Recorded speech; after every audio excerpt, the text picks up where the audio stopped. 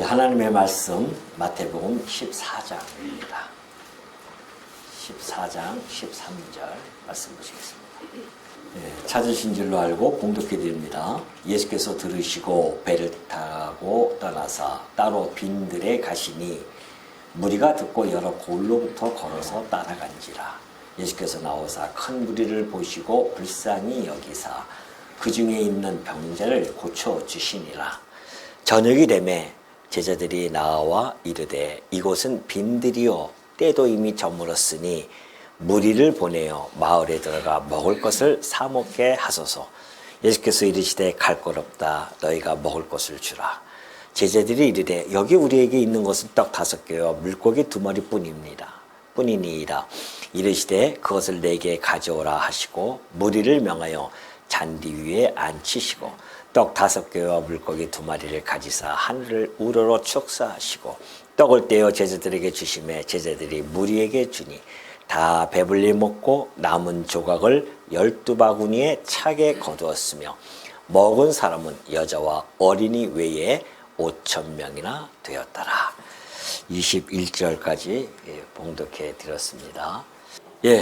오늘 우리가 살펴볼 이 본문은 지난 시간에 우리가 살펴보았던 세례 요한의 죽음 직후에 이어지는 그러한 사건입니다. 예수님께서 요한의 비보를 들으시고 빈들로 물러가셨습니다. 그러나 무리는 그 사실을 알고 또 육로로 따라오죠. 슬픔 가운데 물러가신 그 자리에서 예수님께서는 오히려 큰 무리들을 맞이하시고 병자를 고치십니다. 그리고 저녁이 되었을 때에 오병이어라고 하는 이 기적을 행하시죠. 오늘 이 본문이 이러한 내용으로 되어져 있습니다. 우리가 그 구조를 한번 살펴보면요, 본문의 핵심 구조는 크게 3단락으로 나눌 수가 있습니다. 3단락이죠. 먼저 13절과 14절은 무리를 불쌍히 여기시는 주님의 마음인 예수님의 긍휼한 그 긍휼을 우리가 볼 수 있고요. 15절부터 17절까지는 빈들에서의 인간적인 계산 그리고 그들의 한계를 우리가 엿볼 수가 있을 것입니다. 그리고 18절과 21절에서는 그 한계 속에서 예수 그리스도의 그런 놀라운 공급이 이루어지죠. 이것이 바로 이제 오병이어에 나타나는 여러 구조입니다. 어떻게 보면 이 사건은요, 단순하게 기적이 일어나는 그런 이야기로 머물지 않습니다. 이것은 광야에서 베푸시는 메시아의 잔치입니다. 저 빈들 아무것도 없는 그곳에 하나님 예수님께서 정말 그 잔치를 베푸시는 그런 모습을 우리가 알 수가 있고, 또한 예수님께서 참 선지자이신 그리스도라는 사실이 계시되어지고 있죠. 그리고 마지막으로는 하나님 나라의 그 성격을 또 계시해주는 그런 표적적인 사건입니다. 그러니까 단순하게 우리가 이 광야에서 많은 사람들이 배불리 먹었다라고 하는 것에 그치는 것이 아니라 여기는 매우 깊은 신학적 의미가 있고요. 또 영적인 의미도 함께 포함되어져 있다는 사실이죠. 오늘 우리는 이러한 내용들을 하나하나 좀 살펴보고자 합니다. 자, 먼저 우리가 본문에 들어가서요, 예수님의 긍휼을 보게 되어지는데 13절과 14절의 말씀입니다. 예수께서 들으시고 배를 타고 떠나사 그래요. 예수님이 무슨 말씀을 들으셨습니까? 세례 요한의 비보를 들었죠. 세례 요한 하면은 예수님과의 어떤 그 친족 관계기도 되죠. 친척입니다. 친척이면서도 또한 예수님께서 아주 높이 평가한 인물이죠. 예수님 메시아에 앞서서 이 땅에 와서 준비하는 그런 인물로서 여자가 낳은 그러한 사람들 중에 가장 위대하다고 예수님이 직접 평가해 준 그런 세례 요한이 정말 어떻게 보면 허무하게 그렇게 목숨을 버리게 되어지는 이런 상황을 들은 거죠. 예수님께서 그 비유를 듣고서는 얼마나 또 또 마음적으로 심적으로 슬픔에 있을 수밖에 없음을 우리는 감지할 수 있을 것입니다. 그럼에도 불구하고 예수님께서는 이제 따로 빈들에 가셔서 좀 시간을 마련하고 싶었던 것 같아요. 그래서 빈들에 가셨는데 무리가 또 그걸 듣고 죽으라고 또 쫓아갑니다. 해서 여러 골로부터 막 걸어서 따라와요. 그래서 큰 무리가 옵니다. 이 큰 무리라고 하는 것은 이제 나중에 나오겠지만은 장정만 5천 명입니다. 그리고 여자 또는 아이들까지 하면은 몇 명인지는 확실히 알 수가 없죠. 그래서 그 많은 인원들이 예수님 앞에 예수님의 말씀을 듣거나 혹은 예수님의 어떤 이적적인 그런 것들을 보고 싶어서 그렇게 몰려오는 것을 봅니다. 예수님께서는 그들을 보면서요, 불쌍히 여기십니다. 여기서 불쌍히 여기다고 하는 것은 그냥 단순하게 우리가 느끼는 것처럼 아이고 참 불쌍하다 이 정도가 아닙니다. 창자가 끊어질 듯한 그런 연민을 뜻한 것이 여기서 나오는 불쌍하다고 하는 그런 단어의 의미입니다. 그러니까 예수님께서는 구약이 언약되어졌기 때문에 이 땅에 오셔서 성취하러 오신 단순한 그러한 내용의 인물이 아니라는 겁니다. 정말 인간의 그 연약함, 아담 타락으로부터 이어졌던 그 죄악 가운데 그리고 또 사망 가운데 처한 인간들의 그 모습을 긍휼히 여기시고 불쌍히 여기셨습니다. 정말 그 안에 있는 이 창자 끊어진 듯한 그러한 연민의 눈으로 인간들을 바라보시는 이것이 곧 하나님의 시각 아니겠습니까? 하나님께서 하나님의 아들이 이 땅에 육신을 입고 오셔가지고서는 그러한 시각을 가지고 지금 그들을 바라보고 있다는 사실입니다.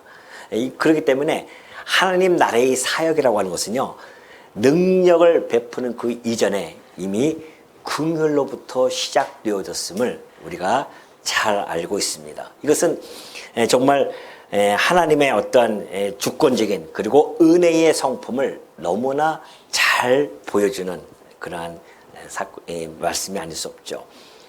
백성들은 예수님을 찾습니다. 그러나 그들은 아직 믿음이 온전하지는 못해요. 단지 눈에 보이는 그런 것들을 바라보면서 쫓아다니는 자들이었습니다. 그럼에도 불구하고 예수님께서 먼저 다가가시죠. 다가가셔서 고쳐주시기도 합니다. 그러니까 은혜라고 하는 것은 항상 그렇습니다. 우리의 요청에 따라서 주어진 것이 아니라 선행되어집니다. 그러니까 아담이 타락하고 나서 하나님이 찾아오시죠. 그리고 구원의 약속을 해주십니다. 이것이 은혜의 시작입니다. 그러니까 아담이 타락해서 숨잖아요. 하나님께 내가 이렇게 지금 잘못해서 이런 결과를 낳았습니다. 하나님 저를 용서해 주시고 저의 그 어떤 이 결과에서 벗어날 수 있도록 해달라고 요청하지 않습니다. 그 전에 하나님이 먼저 찾아오셔서 은혜를 베푸시는 메시아의 약속을 해주시는 그런 모습을 보여줬던 것처럼 항상 하나님의 사역에는 은혜가 선행되어진다는 사실을 잘 알 수가 있죠. 이것을 잘 알고 있는 바울은 로마서 5장 8절에서 이렇게 설명을 해주고 있는 겁니다. 우리가 아직 죄인 되었을 때에 그리스도께서 우리를 위하여 죽으심으로 하나님께서 우리에 대한 자기의 사랑을 확증하셨다는 겁니다. 그러니까 아직 우리가 죄인이 되어졌어요. 죄인 되어졌다고 하는 것은 무엇이든지 할 수 없는 그런 상태를 이야기합니다. 이미 죄와 허물로 죽은 상태입니다. 그때에 우리를 위하여 죽으셔요. 이것이 선행적 뭐라고요? 은혜라는 거죠. 그 은혜를 통해서 하나님께서는 내가 너를 이렇게 사랑한다고 하는 사랑을 확증시켜 주십니다. 그리고 나서 능력을 펼쳐나가기 시작하는 거죠. 그것처럼 오늘 우리가 이 예수님의 이 사역이 긍휼로부터 시작되어진다는 사실을 우리가 확인할 수가 있습니다. 자, 15절과 17절을 보면은 이제 현실적인 문제가 불거집니다. 저녁이 되매 제자들이 나와 이르되 이곳은 빈들이요 때도 이미 저물었으니 무리를 보내어 마을에 들어가 먹을 것을 사 먹게 하소서 그래요. 자, 제자들은 지극히 현실적일 수밖에 없죠. 지금 5천 명이나 넘는 수많은 인원들이 있습니다. 그런데 지금 날은 점점 저물어 가고 있죠. 자, 그러면은 지금처럼 뭐 이 주변에 편의점이라도 있으면 모르겠지만은 그런 것도 없는 어디라고 했습니까? 장소가 빈들이에요. 아무것도 없는 그런 곳에 있습니다. 그러니 제자들 입장으로서는 이 현실 속에서 그 시선은 계산적인 것에 머물 수밖에 없는 겁니다. 몇 명이니까 얼마, 값이 얼마인데 이거 우리가 가지고 있는 돈 가지고는 해결되어질 수 없고, 그렇다고 한다면은 뿔뿔이 여기서 흩어져서 먹고 다시 모이든지 해야겠다라는 생각을 할 수밖에 없습니다. 그런데 예수님은요, 그들에게 이렇게 명령을 하십니다. 너희들 갈 것 없다. 그렇게 이야기합니다. 완전히 반전 아닙니까? 갈 것 없어. 그럼 어떻게 할까요? 너희가 먹을 것을 주라는 겁니다. 제자들에게 너희가 먹을 것을 줘. 제자들은 어떻게 합니까? 어떻게 하겠어요? 갑갑하죠. 아니, 지금 자기네들이 가지고 있는 것은, 뭐예요? 10절 보면 그래요. 제자들이 이르되 여기 우리에게 있는 것은 떡 5개와 물고기 2마리 뿐입니다. 그래요. 자기네들이 가지고 있는 것은 거의 혼자서 먹어도 충족시킬 수 없는 그 정도의 어린아이가 싸웠던 그 하나의 도시락이기 때문에 그렇죠. 그러니까 그들이 이야기합니다. 여기 우리에게 있는 것은 요것뿐이 없습니다. 우리의 자원은 떡 5개와 물고기 2마리입니다. 자, 5천 명이 넘어요. 감당할 현실은 5천 명 플러스 알파입니다. 그러니 불가능의 간격이죠. 그걸 가지고 어떻게 이 5천 명을 감당할 수 있겠냐 말이죠. 감당할 수 없죠, 더 이상. 그러니 그들이 깝깝할 수밖에 없는 그러한 상황이죠. 왜 예수님은 그들에게 그렇게 명령을 하셨을까요? 예수님께서 하신 것은 이 제자들의 이 무능함을 다시 한번 그들에게 주지시키는 그러한 말씀이 아닐 수 없죠. 그것을 무능함을 드러내기 위함입니다. 그 무능함인 곧 예수님의 능력이 그들을 통해서 나타난다는 사실을 이제 보여주시기 위한 하나의 예비적인 그러한 좀 상황으로 좀 가고 있는 거죠. 우리가 고린도 후서 12장 9절을 보면은 바울이 이런 말씀을 하신 적이 있죠. 나에게 이르시기를 내 은혜가 내게 족하도다. 이는 내 능력이 약한 데서 온전하여 짐라 그래요. 하나님이 하시는 일은 항상 이러한 원리입니다. 우리의 연약함 그 가운데서 하나님의 능력이 온전하게 나타납니다. 인간을 보십시오. 나 잘났어. 나 괜찮은 사람이야 라고 하는 사람들에게는 하나님의 능력이 나타나지 않습니다. 왜냐하면 자기가 잘난 줄 알고 하기 때문에 내 능력으로 되어진 줄 알고 착각 속에 있기 때문에 그렇습니다. 그러나 바울도 자기가 얼마나 연약한 존재를 깨달았죠. 예수님을 만나기 전에는 자기도 꽤 괜찮은 사람인 줄 착각하고 살았단 말입니다. 근데 예수님을 만났어요. 그리고 자기가 얼마나 무능한 존재임을 깨닫게 되어져요. 그래서 자기는 가는 곳곳마다 자기의 그 연약함을 자랑하듯이 이야기합니다. 여러분들 여러분의 약함을 남에게 이렇게 이야기하십니까? 자랑하듯이? 안 그래요. 자기가 어떻게든지 돋보이고 싶어 하는 것들만 자랑하고 싶죠. 자기의 약함, 자기의 무능함 이런 것들은 들춰내고 싶지 않습니다. 왜? 그 약점이 오히려 상대방으로 하여금 나로 하여금 또 그 약점을 잡히게 하는 것들이기 때문에 그런 것들, 그래서 우리의 연약함을 들춰내고 싶은 마음은 없습니다. 근데 바울은 저는 반대입니다.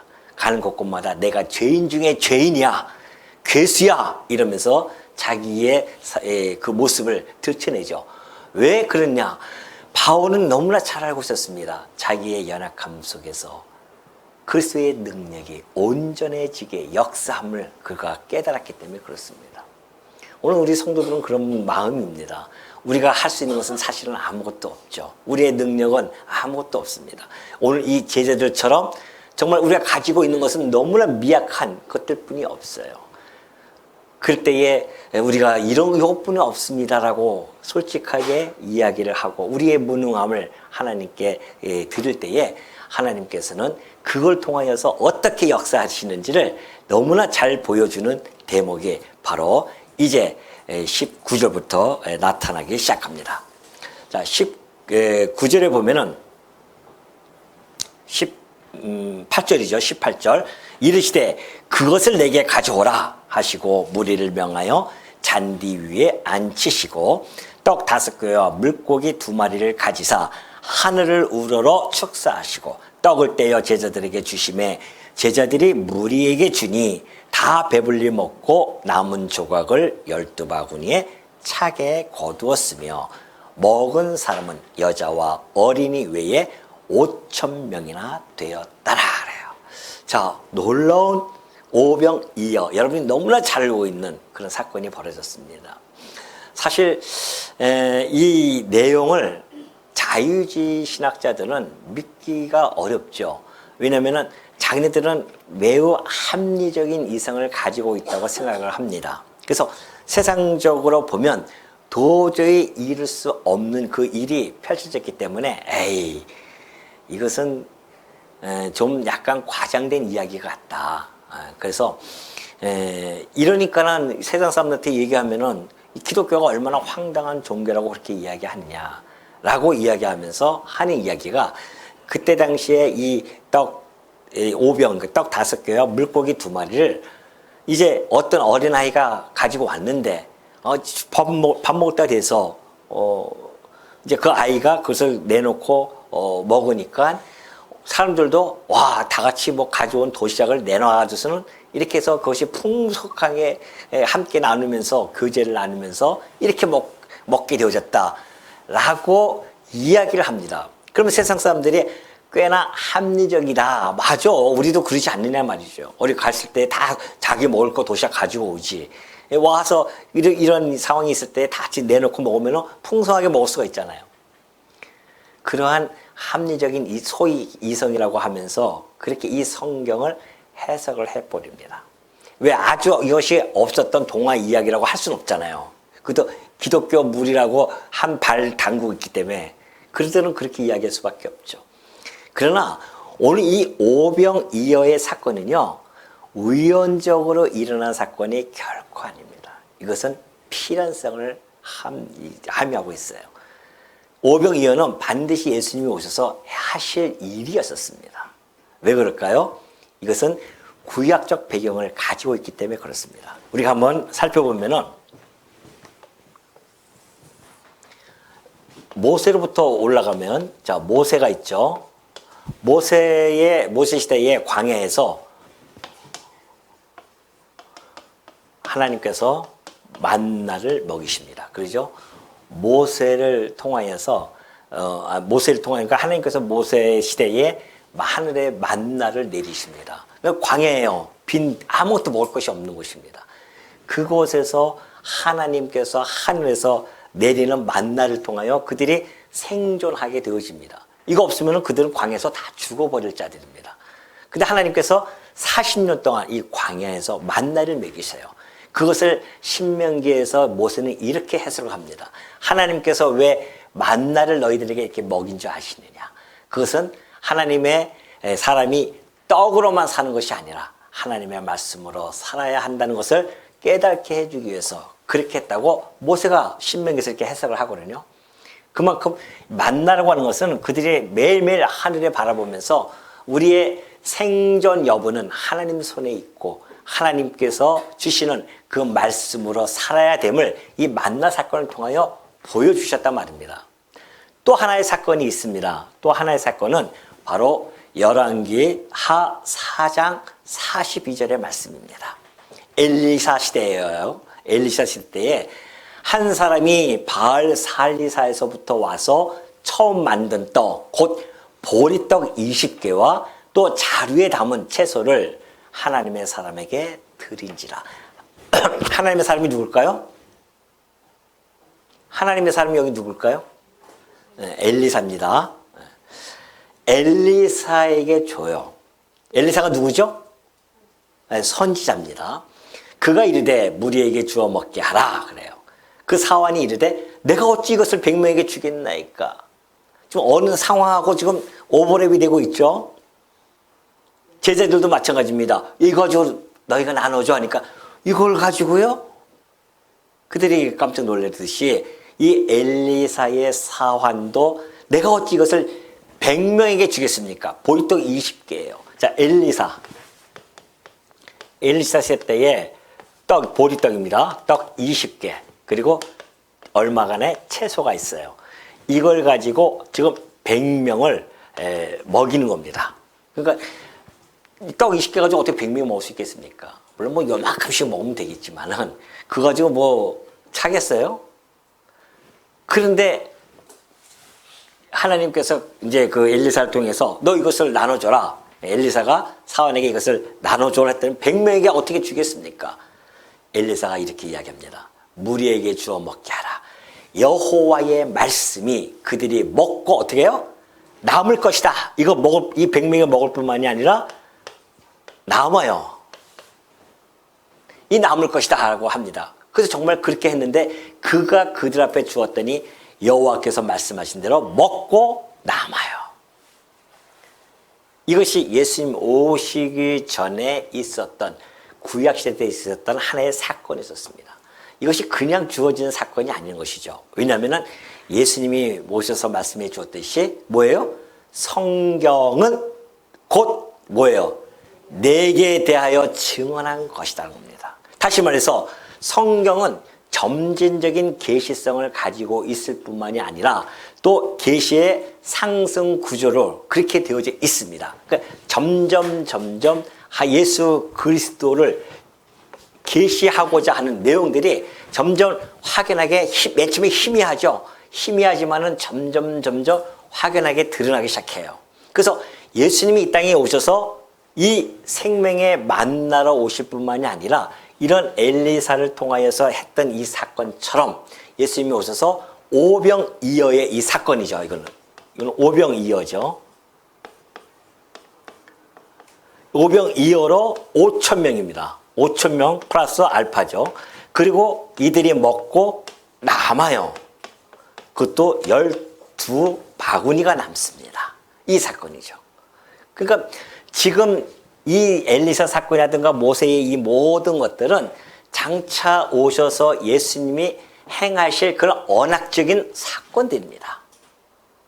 그런데 예수님이 오셔서 내가 그리스도야, 어떤 이들이 와가지고서는 내가 메시아야 해가지고서는 만약에 와서 이런 일들을 행하지 아니하면 그는 메시아가 아닙니다. 구약에 있었던 일들을 행하셔야 돼요. 성취하러 오셨기 때문에. 다시 말해서 율법과 선지자를 어떻게 하러 왔다? 내가 성취하러 왔다. 완성하러 왔다라고 말씀하셨기 때문에 구약에 있었던 모든 사건들을 예수님께서 하나하나 보여주시는 겁니다. 그러니까 예수님의 3년 동안의 공생에는 구약의 선지자들이 했던 이 역사들, 그리고 구약의 이 이스라엘 백성들에게 했던 그 하나님의 역사들이 다 예수 그리스도를 통하여 이루어져야 된단 말이죠. 그 일환으로 지금 이 엘리사 사건도 예수님 오셔서 이 오병이어를 지금 펼쳐진 겁니다. 그러니까 이 사건이 우연이 아니라는 겁니다. 반드시 필연성을 동반한다는 거예요. 여러분 이게 참 그냥 앉아서 들으시지만은 이 수많은 세월 동안에 하나님께서 이렇게 계시를 해서 이렇게 성취해 나가신다. 그래서 우리가 예수님을 뭐라고 부릅니까? 예, 그리스도인데 그걸 뭐라 그래요? 진리라고 하는 겁니다. 내가 곧 길이요 진리다. 진리가 뭐예요? 참이라는 겁니다. 참. 약속대로 이루시는 분이라는 거예요. 그게 참입니다. 그래서 우리가 예수님을 진리로 믿는 겁니다. 진리를 알지니 진리가 너희를 자유케 하리라. 그러니까 예수님을 알게 되어지는 자는 그래서 자유함을 얻는다는 거 아니겠습니까? 그런데 여러분 이 성경이라고 하는 것이 얼마나 철두철미하고 세밀하고 구조적이고 역사적인지를 우리가 이 말씀만 모두 우리가 알 수가 있죠.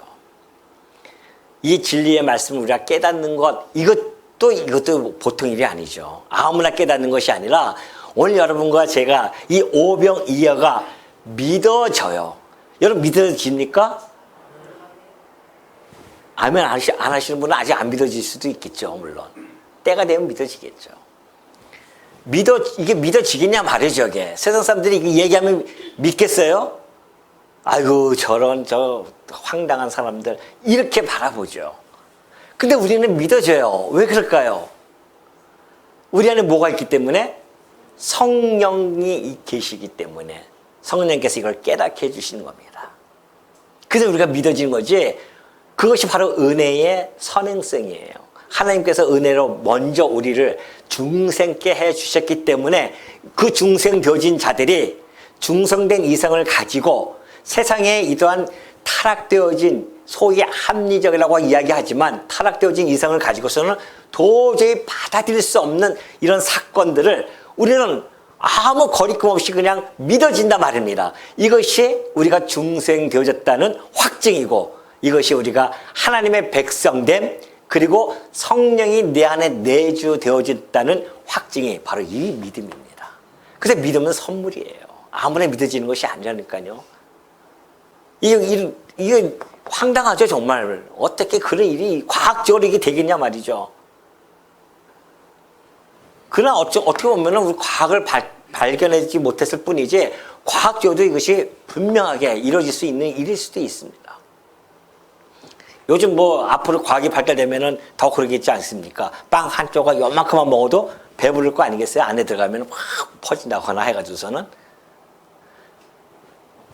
예수님이 이 행하신 이 오병이어 이런 사건 이것이 바로 그래서 이거 예수님이 참 선지자 되심을 이 사건을 통해서 드러내 주신다는 것을 너무나 잘 밝혀주죠. 우리가 신명기 18장 15절 보면은 이렇게 예언이 되어져 있습니다. 내 하나님 여호와께서 너희 가운데 내 형제 중에서 너를 위하여 나와 같은 선지자 하나를 일으키시리니 너희는 그의 말을 들을지어다 그래요. 그런데 모세 시대 때에 모세를 통하여 너와 같은 선지자 하나 내가 보낼 거야. 그러니 그 선지자가 그의 말을 들으라. 그렇게 이제 예언이 되어져 있었습니다. 그런데 이 오병이어, 그러니까 요한복음 오병이어 사건은요, 사복음서에서 동일하게 다 다룹니다. 근데 요한복음에서 병행구절 보면은 이 표적 이후에 사람들이 뭐라고 이야기한지 아십니까? 그것이 이제 요한복음 6장 14절입니다. 그 사람들이 예수께서 행하신 이 표적을 보고 말하되 이는 참으로 세상에 오실 그 신명기 18장 15절에서 약속했던 그 선지자라 딱 얘기하잖아요. 그래서 이 사건은 예수님이 참 선지자 곧 그리스도 되심에 대한 뭐예요? 계시의 사건이란 겁니다. 이걸 통해서 우리가 예수가 그리스도이심을 아는 거죠. 그러니까 지금도 내가 예수다, 뭐 그리스도다 하는 사람들 나타나면은 이거 한번 해봐라. 오병이야. 할 수가 없죠. 이것만 하겠습니까? 그러니 오로지 이 세상 모든 상천하지에 그리스도는 2000년 전에 오셨던 예수님 한 분뿐이 없다는 사실을 너무나 명백하게 보여주는 사건이죠. 그래서 이 만나 사건은 하나님께서 직접 먹이셨죠. 그리고 엘리사 사건은 선지자를 통해서 하나님께서 먹이시는 사건이었고, 그런데 예수님은 이 땅에 오셔서 당신이 육신을 입고 하나님께서 육신을 입고 이 땅에 오셔서 직접 먹이시는 이러한 사건을 통해서 성취가 되어졌음을 너무나 잘 보여주고 있습니다. 자, 오늘 우리는 이 사건 속에서 지금 오병이어의 그 흐름을 보면은 은혜가 흐르는 네 단계를 우리가 확인할 수가 있습니다. 먼저 떡을 받아요. 예수님께서 제자들이 이것뿐이 없습니다. 그러니까 그걸 가지세요. 그리고 그 아주 작고 부족한 것이죠. 그것을 예수님이 취하십니다. 그 다음에 가져다가 하늘을 우러러 축사를 해가고 하시죠. 그리고 떼어서 직접 주시는 것이 아니라 뭐예요? 제자들에게 줘요. 제자들에게. 그러니까 12 제자들이 그것을 받아가지고서는 나눠주기 시작합니다. 제자를 통해서 우리에게 전달되어지죠. 이러한 흐름 속에서 지금 이 떡이 나눠지고 있습니다. 어떻게 보면 이 장면은요, 훗날 예수님께서 이제 마지막 만찬 때, 6월절 만찬이죠. 성찬 때 그것을 직접 떡을 떼서 제자를 나눠주는 그런 사건에 대한 그런 예표로서 보여줄 수도 있습니다. 그래서 예수님께서 떡을 가지시고 축사하시고 떼어주시잖아요. 마지막 성찬 때 보면은. 그래서 이 오병이어 사건이 곧 십자가 사건을 미리 보여주는 하나의 그림자 역할을 한다는 겁니다. 오병이어가 예수님이 그 떡을 나눠주고 그 하는 일들이 곧 예수님께서 십자가에서 살을 찢겨서 죽으심으로 말미암아 영원한 생명을 주실 것. 그래서 예수님이 이 사건이 있은 이후에 요한복음에 보면은 6장 14절에 보면은 그렇게 나와 있어요. 뭐라고 나와 있냐면은 나는 곧 생명의 떡이니라 그래요. 이 사건이 벌어지고 나서 그 이후에 예수님이 내가 생명의 떡이야 라고 얘기하죠. 그렇기 때문에 이 오병이어의 사건은 예수님이 생명의 떡으로서 직접 당신의 백성들에게 나누어줘서 영원한 생명을 공급할 것에 대한 하나의 예표로서 또는 그림자로서 보여주는 그런 사건이 아닐 수가 없죠. 남은 이제 보면 12바구니가 남죠. 다 배불리 먹고 남은 조각을 12바구니에 차게 거둡니다. 그리고 많은 사람들이 5천 명이나 먹고 많은 사람이 먹었죠. 12바구니 딱 정해져 있습니다. 이 12바구니는 완전수를 이야기합니다. 7이나 12는 완전수죠. 이것은 곧 이스라엘의 완전한 회복을 상징해주고 있습니다. 뿐만이 아니라 하나님의 은혜는 겨우 이렇게 오는 것이 아닙니다. 아주 풍요롭게 차고 넘치게 오음을 우리들에게 잘 보여주고 있죠. 하나님의 공급이 결코 모자라지 않는다. 공급의 풍성함을 보여줄 뿐만이 아니라 남은 조각, 이 풍성함, 이것은 결국 주 안에서 결코 부족함이 없는 생명의 공급을 상징해주고 있다는 것을 잘 보여주고 있죠. 이 음식이 남았다고 하는 것은 먹을 사람이 아직도 많이 남아있다는 거 아니겠습니까? 오늘 우리가 이방인들이 그 음식을 먹음으로 말미암아 영원한 생명을 얻게 되어질 것을 잘 보여주고 있죠. 우리는 이 사건을 통해서 하나의 구속사적인 연결성을 확인할 수가 있습니다. 어떻게 해요? 예수님께서 하나님께서 모세를 통하여 만나를 먹이셨던 것처럼 또 하나는 그 지금 광야에서 그 빈들에서 백성들을 불쌍히 여기시면서 그들에게 먹이시는 그 장면은 마치 시편 23편을 배경으로 하는 것 같아요. 그래서 여호와는 나의 목자시니 내게 부족함이 없으리로다. 그렇죠? 내게 나를 푸른 초장에 눕게 하시며 잔잔한 물가로 인도하시는다. 이 불쌍히 여기셔서 선한 목자로서 그들에게 먹이시는 그런 모습이 그 배경을 우리가 보여줄 수 있고요. 미래 성취적인을 보면은 요한복음 6장에 잘 나타냈듯이 나는 생명의 떡이다 라고 선언하심으로 말미암아 영원한 생명을 주시는 표적으로 나타난다는 것이죠. 이것이 구속사적인 하나의 연결이에요. 그래서 광야에서 만나를 안 먹으면 죽잖아요. 그 만나를 먹고 구원을 받았듯이 또 예수님께서도 오병이어를 통하여서 내가 나눠주는 떡을 통해서 너희가 영원한 생명을 얻게 되어질 것이야 라는 그런 표적으로서 전달되어졌고 이것이 곧 십자가 사건을 통해서 그대로 이루어지고 지금도 여전히 우리는 그리스도의 말씀을 이 광야와 같은 속에서 먹고 있지 않습니까? 이제 오후에 우리 창세기 요셉이 그런 사건을 하죠. 요셉이 이제 총리가 돼가지고서는 곡식을 다 나눠준다. 기근 속에서 곡식을 나눠주는 사건이 이 사건과 매치가 되어져 있어요.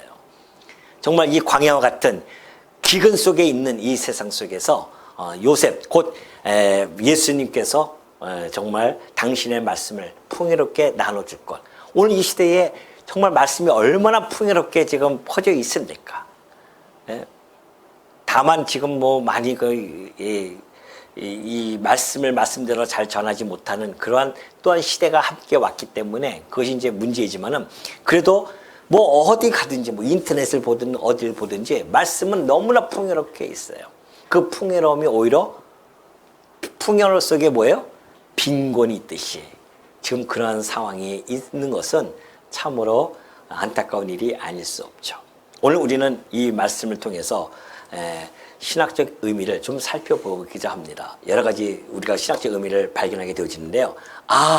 이 광야라고 하는 것은 더 이상 결핍의 장소가 아닙니다. 누구와 같이 있으면 예수 그리스도와 함께 있다고 한다면 오늘 이 세상은 우리는 광야와 같은 세상이라고 합니다.